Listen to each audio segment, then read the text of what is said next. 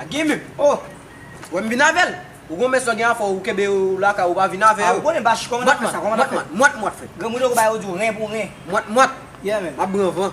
Mo chou agime. Ba e boule. Ah mon cher.